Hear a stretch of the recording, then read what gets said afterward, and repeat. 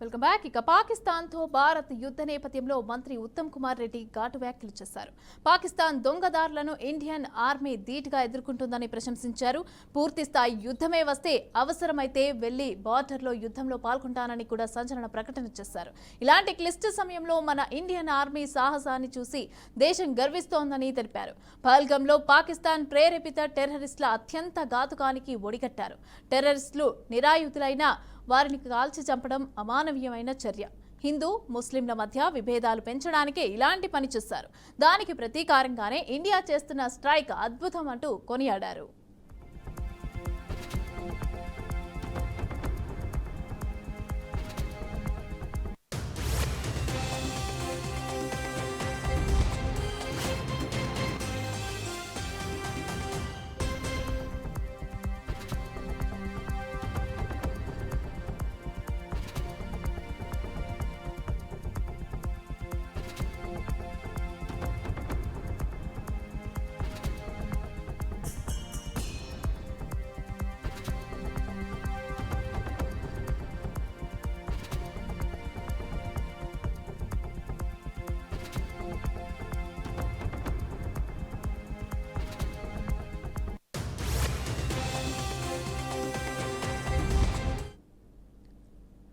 పాకిస్తాన్తో భారత్ యుద్ధ నేపథ్యంలో మంత్రి ఉత్తమ్ కుమార్ రెడ్డి ఘాటు వ్యాఖ్యలైతే చేశారు. ఇక పాకిస్తాన్ దొంగదారులను ఆర్మీ ధీటుగా ఎదుర్కొంటుందని ప్రశంసించారు.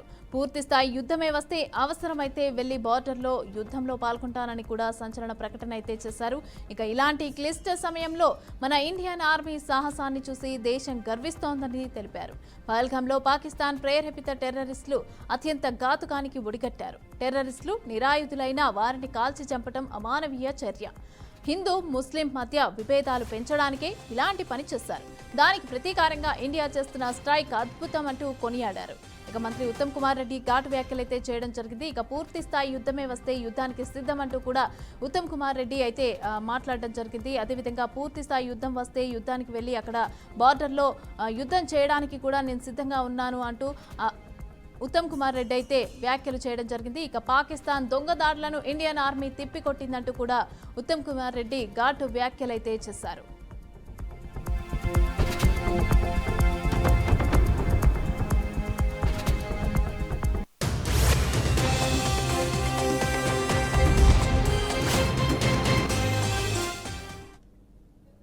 పాకిస్తాన్తో భీకర యుద్ధానికి అడుగులు పడుతున్న వేళ రక్షణ శాఖ కీలక నిర్ణయం తీసుకుంది.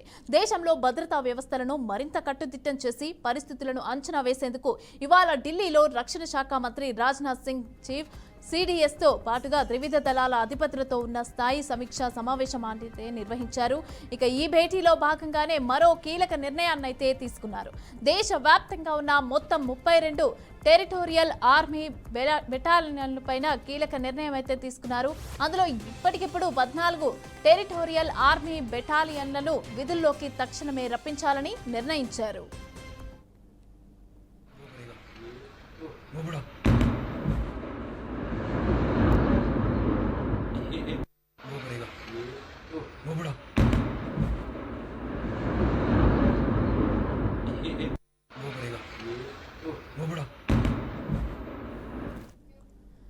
ఇక ఈ నేపథ్యంలోనే ఆర్మీ చీఫ్ అధికారాలను విస్తరిస్తూ కేంద్ర ప్రభుత్వం కీలక నిర్ణయం తీసుకుంది.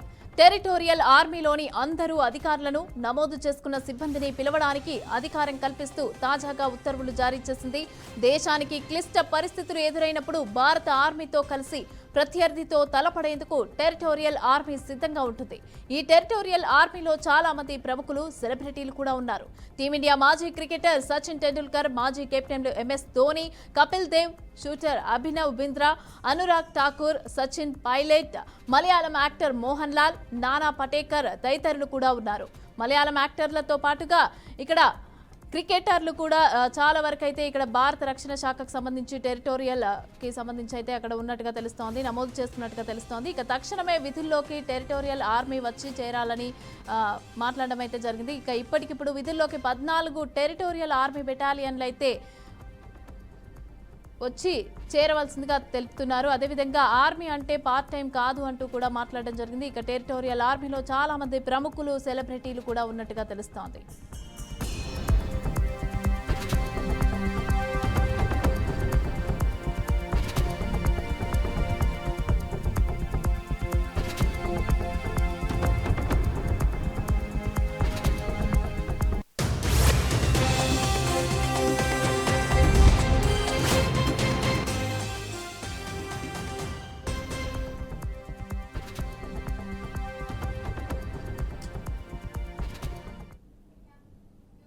ప్రధాని నరేంద్ర మోదీ నివాసంలో కీలక భేటీ ప్రారంభమైంది. ఈ సమావేశానికి త్రివిధ దళాధిపతులు హాజరయ్యారు. గత 3 రోజులుగా పాక్ ఇండియా మధ్య కొనసాగుతున్న ఉద్రిక్తతల నేపథ్యంలో నేడు ఈ సమావేశం ప్రాధాన్యతను సంతరించుకుంది. నిన్న కూడా పాక్ డ్రోన్లతో దాడులు చేయటం, దాదాపు 300 నుంచి 400 డ్రోన్లను వినియోగించడం పైన భారత్ సీరియస్ గా ఉంది. ఇక రాజ్నాథ్, అజిత్ దోవల్, సిడిఎస్ అనిల్ చౌహాన్ అదేవిధంగా సమావేశంలో పాల్గొన్న త్రివిధ దళాధిపతులు అయితే పాల్గొన్నారు.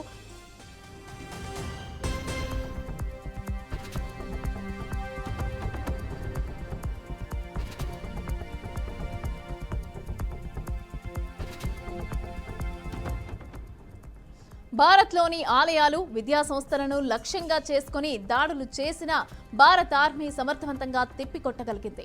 అయితే మత ఘర్షణలు రెచ్చగొట్టేందుకే పాక్ ఈ ప్రయత్నం చేసిందన్న నేపథ్యంలో ప్రధాని నరేంద్ర మోదీ ఈ కీలక సమావేశాన్ని నిర్వహిస్తున్నారు. మోదీకి త్రివిధ దళాధిపతులు జరుగుతున్న పరిణామాలను వివరిస్తున్నారు. ఇక భారత్ తదుపరి కార్యాచరణపైన ఈ సమావేశంలో నిర్ణయం తీసుకుంటారని తెలిసింది.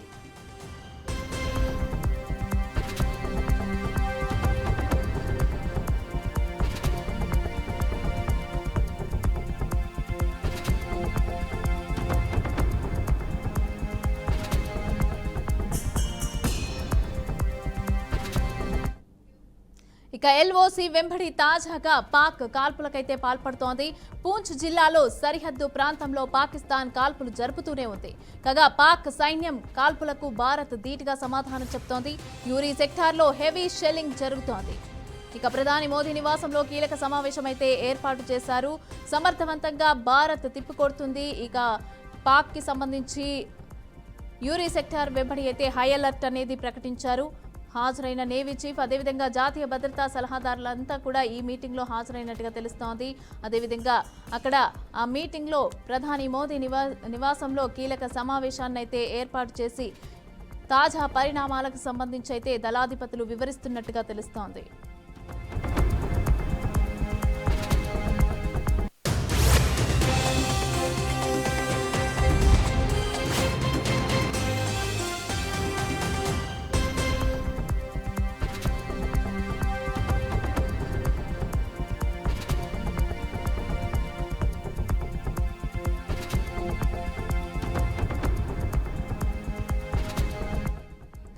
ప్రధాని నరేంద్ర మోదీ నివాసంలో కీలక భేటీ ప్రారంభమైంది. ఈ సమావేశానికి త్రివిధ దళాధిపతులు హాజరయ్యారు. గత 3 రోజులుగా పాక్ ఇండియా మధ్య కొనసాగుతున్న ఉద్రిక్తతల నేపథ్యంలో నేడు ఈ సమావేశం ప్రాధాన్యత సంతరించుకుంది. నిన్న కూడా పాక్ డ్రోన్లతో దాడులు చేయటం, దాదాపు 300 నుంచి 400 డ్రోన్లను వినియోగించడం పైన భారత్ సీరియస్ గా ఉంది. ఇక భారత్లోని ఆలయాలు, విద్యా సంస్థలనైతే లక్ష్యంగా చేసుకుని పాక్ దాడులు చేసినా కూడా భారత్ ఆర్మీ సమర్థవంతంగా తిప్పికొట్టగలిగింది. అయితే మత ఘర్షణలు రెచ్చగొట్టేందుకే పాక్ ఈ ప్రయత్నాలు చేసిందన్న నేపథ్యంలో ప్రధాని నరేంద్ర మోదీ ఈ కీలక సమావేశాన్నైతే నిర్వహిస్తున్నారు. ఇక మోదీకి త్రివిధ దళాధిపతులు జరుగుతున్న పరిణామాలనైతే వివరిస్తున్నారు. భారత్ తదుపరి కార్యాచరణకు సంబంధించి ఈ సమావేశంలో నిర్ణయం తీసుకుంటారని తెలుస్తోంది. ఎల్ఓసి వెంబడి తాజాగా పాక్ కాల్పులకైతే పాల్పడుతోంది. పూంచ్ జిల్లాలో సరిహద్దు ప్రాంతంలో పాకిస్తాన్ కాల్పులు జరుపుతూనే ఉంది. కాగా పాక్ సైన్యం కాల్పులకు భారత్ ధీటుగా సమాధానం అయితే చెప్తోంది. యూరీ సెక్టార్లో హెవీ షెల్లింగ్ జరుగుతోంది. తాజా పరిణామాలపైన దళాధిపతులైతే వివరిస్తున్నట్టుగా తెలుస్తోంది. ఇక భారత్ సమర్థవంతంగా తిప్పికొడుతోంది. పాక్కి సంబంధించిన దీనికి అంతా సంబంధించి కూడా ఎల్ఓసి దగ్గర హై అలర్ట్ అయితే ప్రకటించడం జరిగింది. అదేవిధంగా అక్కడ ప్రధాని మోదీ నివాసంలో జరిగే కీలక సమావేశంలో ఈ దళాధిపతులు అదేవిధంగా త్రివిధ దళాధిపతులు ఇక్కడ తాజా పరిణామాలపైన అయితే మాట్లాడుతున్నట్టుగా తెలుస్తోంది.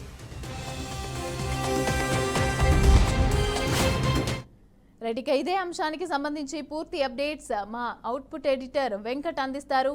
వెంకట్, చెప్పండి, ప్రధాని మోదీ నివాసంలో అంతా కూడా మాట్లాడుతున్నట్టుగా తెలుస్తోంది. కీలక సమావేశం ఏర్పాటు చేసినట్టుగా తెలుస్తోంది. మరి ఏం జరిగే అవకాశం ఉంది? ఏం చర్చలు జరుగుతున్నాయి అనుకోవచ్చు? భారత ప్రధాని మోదీ నివాసంలో వచ్చిన క్రితం కీలక భేటీ మొదలైంది.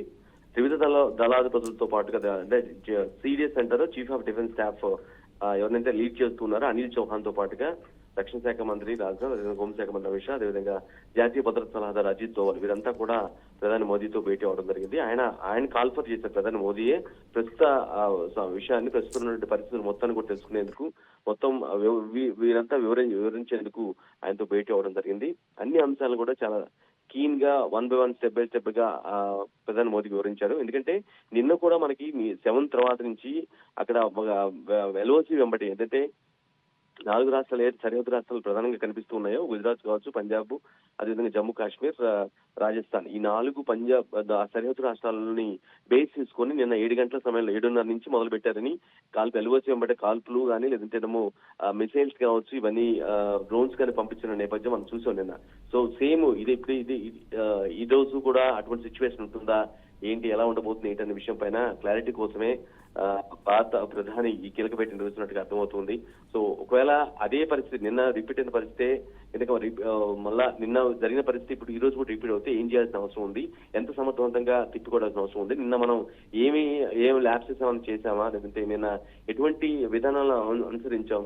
సో మిసైల్స్ పెద్ద ఎత్తున వచ్చిపడ్డ మిసైల్స్ కావచ్చు, డ్రోన్స్ కావచ్చు, వీటన్నిటిని కూడా మనం S-400 ఎయిర్ డిఫెన్స్ సిస్టమ్ ద్వారా, ఆకాశ్ ఎయిర్ డిఫెన్స్ సిస్టమ్ ద్వారా, స్వదేశీ పరిజ్ఞానంతో తయారైనటువంటి ఆకాశ్ ఎయిర్ డిఫెన్స్ సిస్టమ్ ద్వారా మొత్తం కూడా కూల్చివేశాం.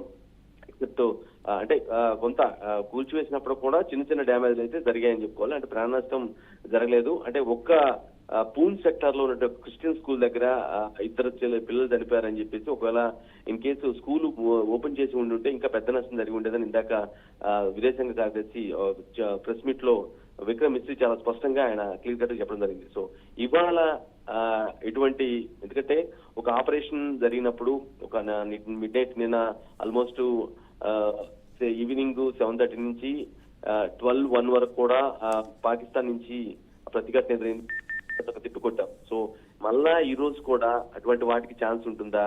ఎందుకంటే ఆల్రెడీ దెబ్బతిని ఉన్నారు కాబట్టి వాళ్ళు ఏందో మన మీద యుద్ధం చేసే ప్రయత్నం చేసినప్పటికీ, అందులో భాగంగా వేరే పక్కన టర్కీ లేదంటే చైనా లేదంటే మరికొన్ని దేశాలు సహాయం తీసుకొని ఆ డ్రోన్స్ వేయటమో లేదంటే మిసైల్స్ పంపడం చేసినప్పుడు కూడా మనకి పెద్దగా డ్యామేజ్ అయిందైతే ఏం లేదు. ప్రాణ నష్టం కూడా చాలా తక్కువ జరిగింది, చాలా మైన్యూట్ ప్రాణ నష్టం. సో మన వైపు మీదికి రాకుండా మన జనసమూహానికి, అంటే భారతీయ పౌరులకు ఏం కాకుండా ఉండేది మాత్రం అన్ని విధాలుగా చేసిన పరిస్థితే, నిర్ణయం తీసుకున్న పరిస్థితి ఉంది. ఎందుకంటే ఆ స్థాయిలో మనం రిపీటెడ్ గా అంటే కౌంటర్ ఇవ్వడం జరిగింది. సో ఈ రోజు కూడా అటువంటి పరిస్థితి ఉంటుందా?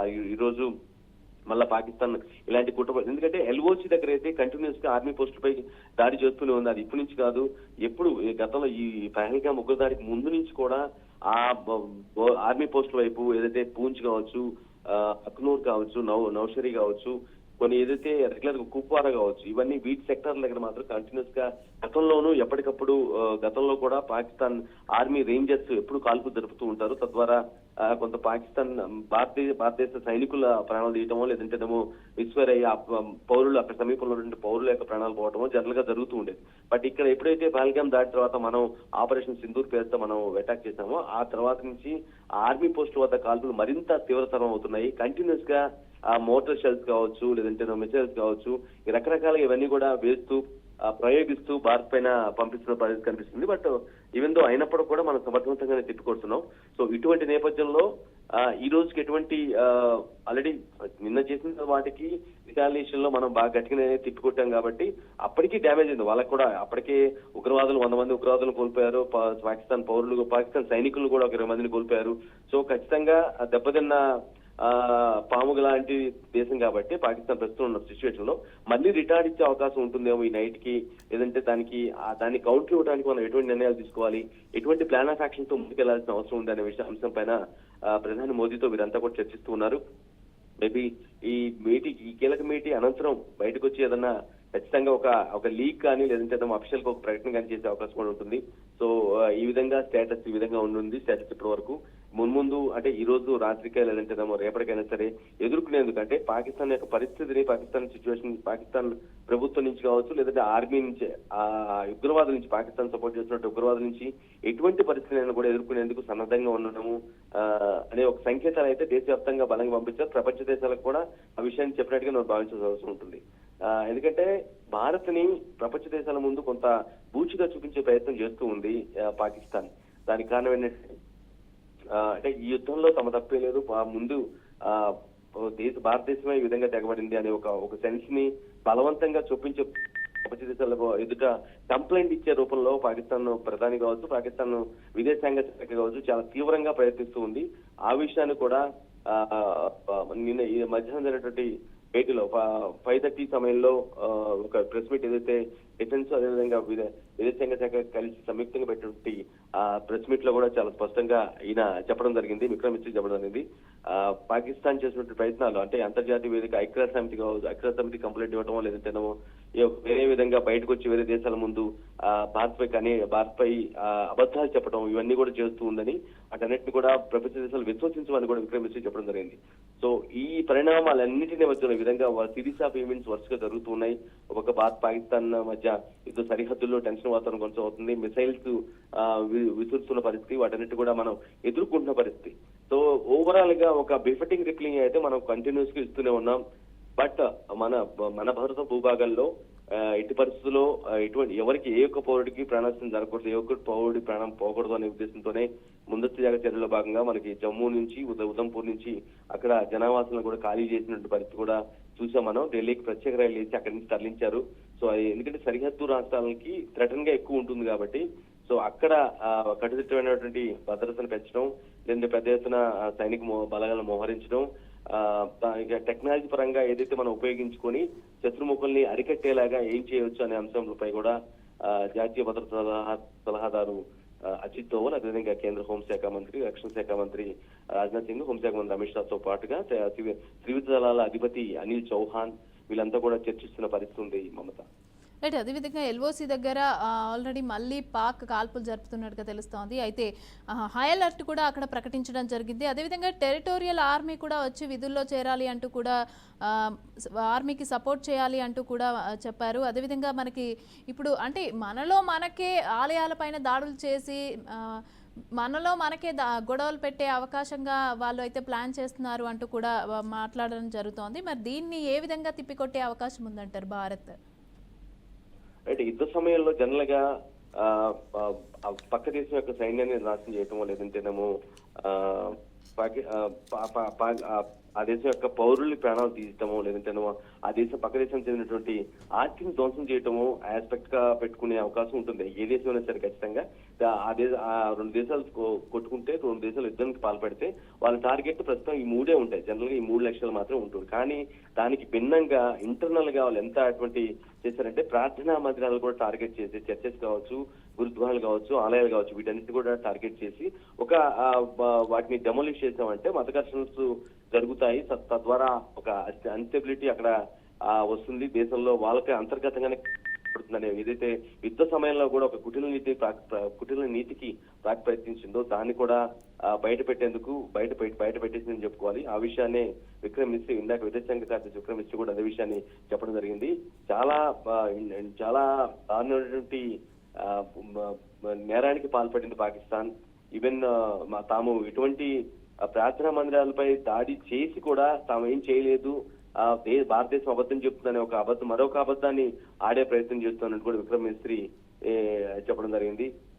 అంటే వాళ్ళు జనరల్ గా ఆ యుద్ధ లక్ష్యాలని మరచిపోయి ఇంకొక విషయాన్ని, యుద్ధ లక్షణాలు జనరల్ గా ఎవరైనా ఆ దేశం యొక్క సైన్యాన్ని లేదంటే ఆ దేశ పౌరులు లేదంటే ఆ దేశం చెందిన ఆస్తులను కోలుగొట్టాలని చూస్తూ ఉంటారు. కానీ దానికి భిన్నంగా వీళ్ళు పాకిస్తాన్ చేసినటువంటి కుట్ల ప్రయత్నం ఏంటంటే ప్రార్థనా మందిరాలు ఎక్కడైతే ఉంటాయో అవి ఏమైనా కావచ్చు, ఆలయాలు కావచ్చు, చర్చెస్ కావచ్చు, గురుద్వారాలు కావచ్చు, ఇంకేదైనా సరే ఒక రిలీజియస్ సెంటిమెంట్ ఉన్నటువంటి ప్రాంతాన్ని టార్గెట్ చేసుకుని దాన్ని డెమోలిష్ చేస్తామంటే ఇంటర్నల్ గా ఒక కమోషన్ మొదలవుతుంది. తద్వారా ఏంటంటే అక్కడ మొత్తం కూడా అక్కడ లోపలగానే అంతర్గతంగానే ఒక వ్యవహారం పెద్దదవుతుంది.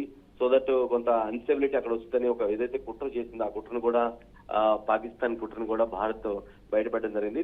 ఈ పాకిస్తాన్ చెప్తున్నటువంటి ఈ మాటలన్నీ కూడా ఈవెన్ దాడికి ప్రయత్నాలు చేసి మిసైల్స్ లేదంటే డ్రోన్స్ ద్వారా ఆ ప్రాంతాలని, ఆ రిలీజియస్ సెంటిమెంట్ ఉన్న ప్రాంతాలని కూల్చే ప్రయత్నం చేశారు. అయినప్పుడు కూడా వాటిని సమర్థవంతంగా తిప్పికొట్టాం.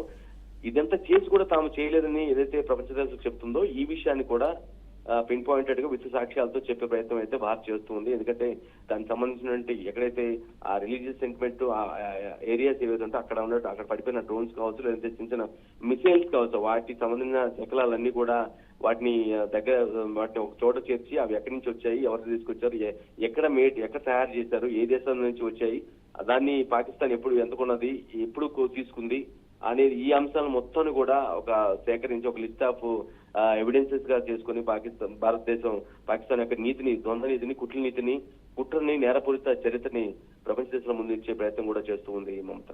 Right, thank you Venkat, thanks for the updates.